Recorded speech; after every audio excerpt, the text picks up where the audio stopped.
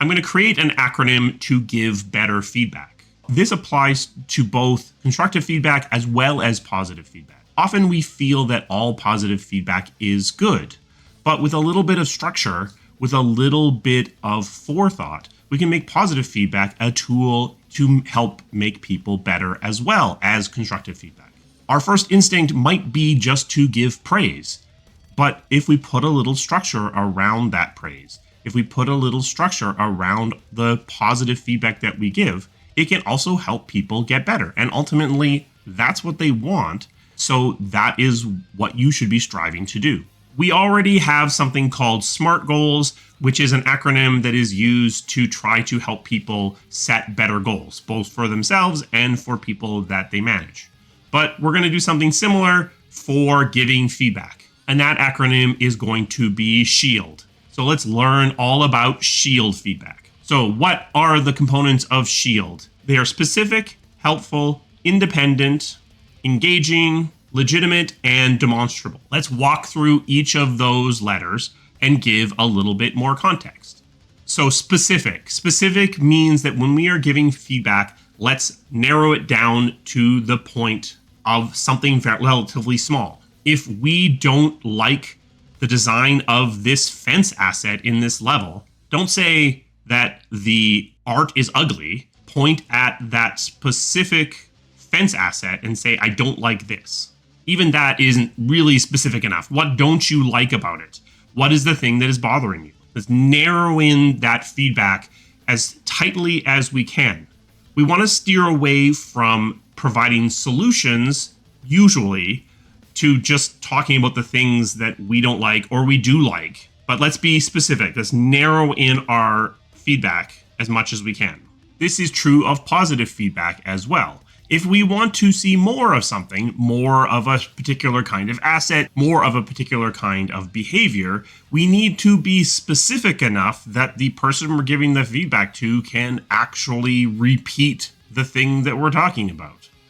If we say we really like this tree, is that enough for them to build more of that kind of tree? Probably not. If we say that we really like the density of the foliage on that tree, then we're getting into something that they can work with. Helpful means that this feedback needs to be something that they can actually do something with. It means that there is an action or actions that can be constructed based upon the feedback. It can be changed. It can be built upon. If it is positive feedback, it shows the person a way to repeat this. Feedback that isn't helpful doesn't include action, doesn't include the ability to either correct what is wrong or build upon what is right. When we are having difficulty giving feedback, often we fall into unhelpful feedback because it's very easy to just give generic praise that isn't something that can be worked with. Independent really means independent of the person. We are providing feedback on a behavior or on an asset or some work that they've done. So let's keep the feedback focused on that, focused on the specific asset that we are talking about. Even when we are having tough conversations and we need to give them feedback about their behaviors, we can keep the feedback focused on the behaviors as opposed to getting into them as a person. We can't read their minds, so we don't know their motivations. By staying independent of the person, we can stay into a space of things that we can be more objective with. And usually that is going to lead into the person being less defensive in their response, because you aren't accusing them of being a bad person. You aren't accusing them of being bad at their job. You're pointing to a specific thing, a specific asset, a specific behavior, a specific level, and talking about that, not talking about them as a person. For positive feedback as well, it's worth keeping it independent of the person. If you are complimenting the person as opposed to their behavior or their asset, you run the risk of them developing a fixed mindset. And later, if you need to give them feedback in this area that is more constructive than positive, they are going to have a lot more difficulty accepting that feedback because you've ingrained in them a belief in what they are as opposed to the behavior that they exhibit or the asset that they created. If we can, we want to have our feedback be engaging, being something that the person who is receiving this feedback is almost excited to act upon. Partly we can achieve that by providing S.H.I.E.L.D feedback that is good as well as bad. So they're getting both positive and constructive feedback. But partially it's about exposing your motivations for giving this feedback. Talk about why you don't like that fence asset and about how it's making you feel trapped or how it's pointing you too strongly towards the exit. And by doing that, you can get the person who's receiving the feedback to engage their problem-solving mind and start to look for solutions. Oh, well, if it's guiding you too strongly towards the exit, then maybe I can throw a blanket over the fence and that will hide that detail a little bit and make the overall experience better. When we jump right to solutions, then what can happen is that people can disengage from the problem solving. They can become almost robotic in their response to feedback. You're telling me you don't like this fence and you want it to be purple. Okay, I'll just go make it purple. If you engage in the whys, it might turn out that the reason you think it needs to be purple is you want it to be higher contrast. The person who made the asset engaged in solving that problem might have come up with a better solution than simply making it purple.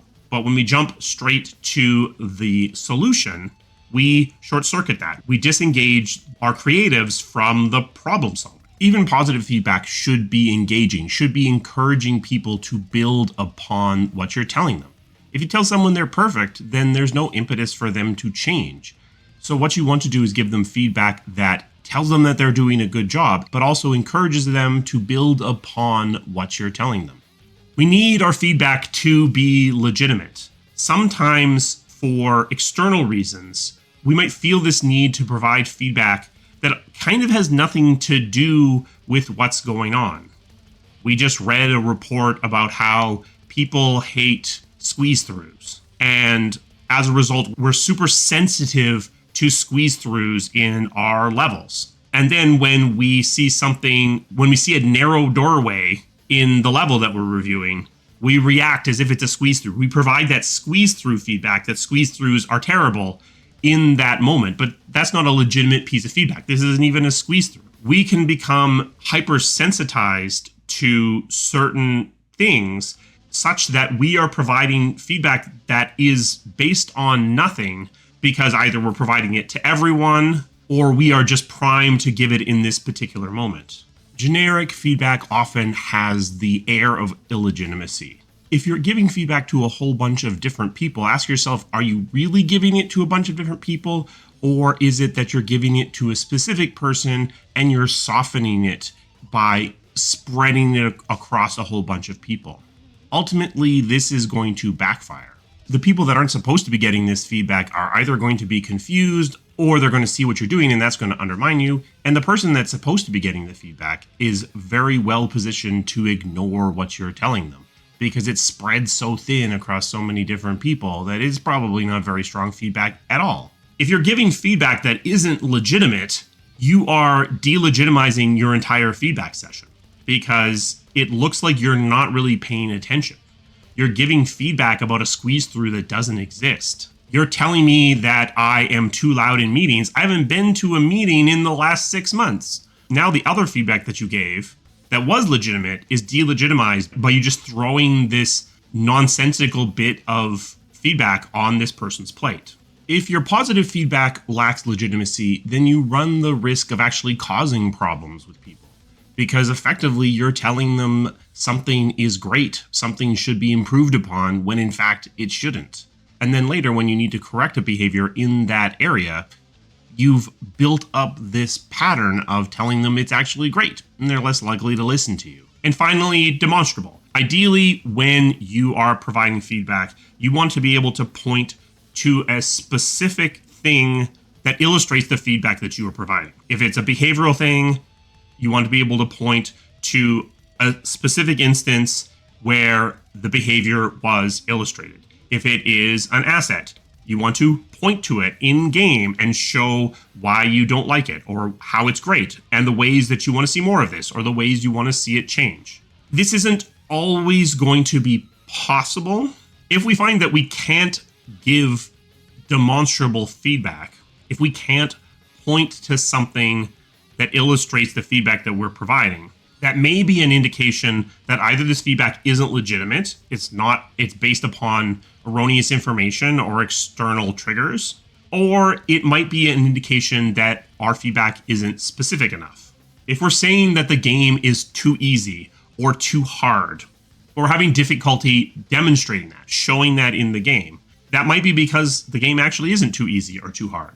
Or it might be that the problem exists in a system outside of combat. Maybe the problem is in our economy system, and we need to dig in somewhere else to provide that specific feedback, to provide that S.H.I.E.L.D feedback. So there we are, S.H.I.E.L.D feedback. What does S.H.I.E.L.D stand for, Agent Ward? Specific, helpful, independent of the person, engaging, legitimate, and demonstrable. And what does that mean to you? I mean, someone really wanted our initials to spell out S.H.I.E.L.D. Do I expect you to remember this acronym? Absolutely not. I made it up just for making this video, but sometimes a little acronym can be useful to think about the ways that we work. So if it's helpful to you, think about giving this video a thumbs up. Maybe this will be my legacy, who knows? But let's remember that both positive and negative feedback can benefit from this kind of framework. Special thanks to my members. They provide the support that this channel needs to keep running. If you're interested in becoming a member, there's a link to that down in the description. You can also join our Patreon if you are more comfortable doing that. Both members and Patreons get access to our Discord, which is a nice community if you want some extra incentive to join up. We also have merch. This is the High Tea on the High Seas hoodie. That will be tagged in the video as well. What are some of your tips and tricks for giving good feedback? How do you make sure the feedback is keeping people engaged in listening to the feedback without disincentivizing the entire process? Are you going to use this acronym? I probably won't. What are some other management mnemonics that you've picked up over the years? Let's talk about this down in the comments. I will see you again soon. Thank you.